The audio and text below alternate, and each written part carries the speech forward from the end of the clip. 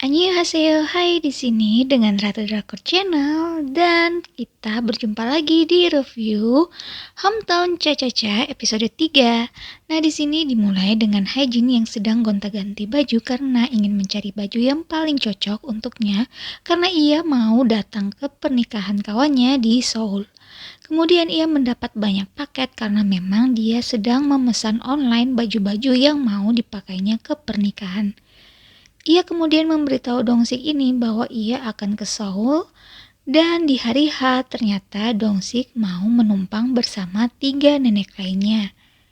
Di perjalanan, ketiga nenek itu cukup membuat Haejin tak nyaman dan di sini Nek Gamri terlihat tidak mau makan. Dalam perjalanan mereka juga banyak singgah-singgah karena ketiga nenek ini harus bergantian ingin ke toilet. Di sini Dongsik sedang berada di depan satu gedung dan ternyata ini adalah gedung pusat kesehatan medis klinik urologi generasi baru. Wah, ada apa ya dengan Dongsik? Kemudian di pernikahan sesuai dugaan teman-teman Haejin saling membicarakan kesuksesan masing-masing. Tapi Haejin di sini tak mau kalah. Ia membanggakan bahwa ia bisa menghasilkan uang banyak di desa dan pendapatan bisa lebih besar dari Seoul dan membuat teman-temannya terdiam. Sepulang dari pernikahan, Haejin terpaku melihat seorang ibu melepas kepergian putrinya yang sudah menikah. Dongsik datang dan meledek kalau Haejin iri dengan pengantin yang mau bulan madu. HP Dongsik ternyata ketinggalan di mobil Haejin dan mau mengambilnya. Haejin panik karena di sana masih banyak teman kuliahnya. Ia pun buru-buru mengajak Dongsik pergi dan tanpa sadar salah satu temannya memotret mereka.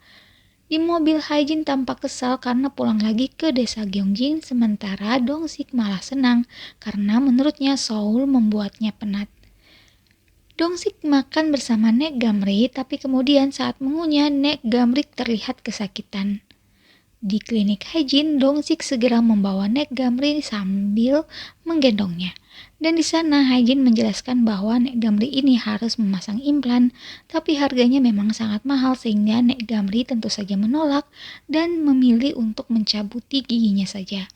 Tapi Haejin menjelaskan itu beresiko dan menanyakan kondisi keuangan Nek Gamri. Nek Gamri gengsi dan mengatakan ia punya uang dan tetap tak mau pakai implan. Karena menolak, Haejin pun memperbolehkan Nek Gamri untuk pergi. Nek Gamri juga kesal pada Haejin. Dongsik datang ke ruangan Haejin dan protes dengan Haejin ini karena seolah mengusir Nek Gamri karena tak mampu membayar.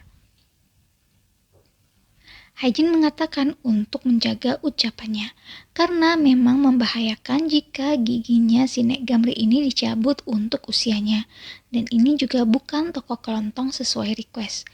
Dongsik kemudian menemui Nek Gamri dan membujuknya memasang implan, dan ia juga memberikan uang, tapi ia malah disiram air sama Nek Gamri.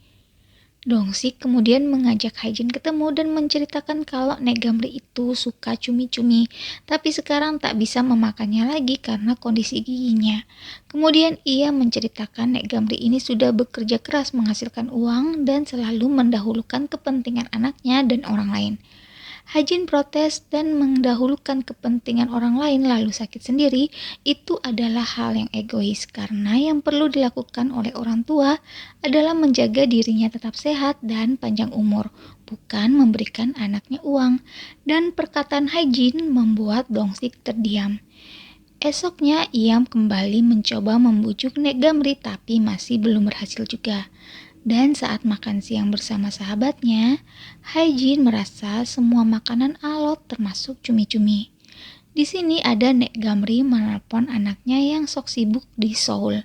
Nek Gamri minta pendapat soal implan dan anaknya memberitahu Dongsik sudah memberitahunya. Nek Gamri menanyakan pendapat anaknya, tapi anaknya mengatakan kalau ia sedang kesulitan keuangan karena anaknya kuliah di Amerika dan itu membutuhkan banyak uang. Kemudian Nek Gamri tampak berusaha kuat dan bilang ia baik-baik saja dan jangan dipikirkan. Aduh, sedih sekali Nek Gamri ini. Dan Haejin di sini ragu-ragu mendatangi rumah Nek Gamri. Sebelum ia memutuskan untuk pulang, Nek Gamri keburu melihatnya dan menanyakan apakah Haejin sudah makan. Mereka pun makan bersama dan di sini Haejin memuji masakan Nek Gamri.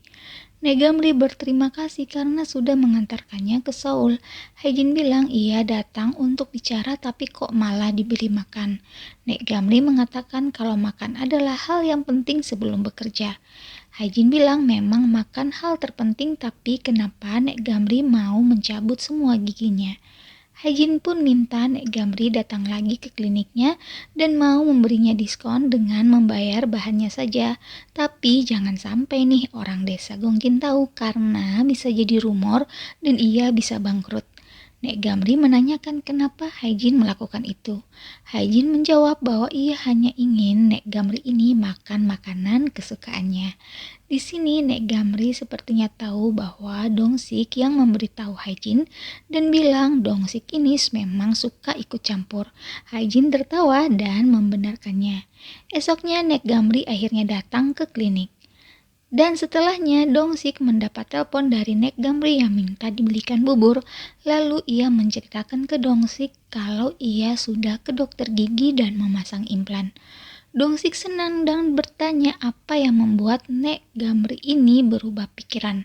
Negamri mengatakan kalau Haejin memberinya harga diskon dan ternyata dokter Haejin ini tak seperti yang ia pikirkan. Dongsik pun terdiam. Si nenek juga mengatakan kalau Haejin pasti sudah mengalami banyak cobaan hidup. Malamnya, rumah Haejin mati lampu. Ia menelpon Buyo dan Buyo mengirimkan orang yang tak lain dan tak bukan adalah Dongsik. Dongsik menanyakan sekringnya ke Haejin yang bahkan Haejin pun tak tahu tempatnya. Dan ternyata masalahnya memang dari perusahaan listrik. Haejin menawarkan Dongsik es krim dan saat itu Dongsik meminta maaf karena salah menilai dokter Haejin dan berterima kasih sudah mengobati si Negamri. Tapi dokter Haejin menjawab kalau ia tak nyaman saja membiarkan Negamri dan tetap mau mengeruk uang dari desa Gongjin dan jawabannya yang hanya sekenanya itu membuat Haejin tertawa. Tak lama Dongsik pamit dan kemudian Haejin mendapat pesan dari Dongsik untuk mengecek kotak sekringnya lagi dan di sana ternyata sudah ada sepasang sepatu Haejin. Haejin tentu saja kaget dan senang. Ia kemudian mengejar Dongsik dan menanyakan ke Dongsik sepatu itu ketemu di mana.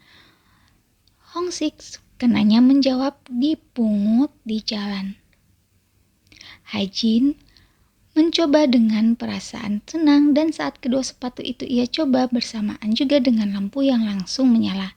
Haejin senang sekali tampak merasa keberuntungannya datang bersamaan dengan sepasang sepatu yang sudah ia pakai. Lampu-lampu di rumah satu persatu mulai menyala kembali dan membuat mood Haejin pun sangat happy. Kilas balik ternyata di sini Dongsik menemukan sepatunya tersangkut di batang bambu atau kayu. Dan setelah ingat itu sepasang sepatu Haejin yang hilang, ia mulai membersihkannya sampai mencari cara di internet bagaimana cara membersihkan sepatu.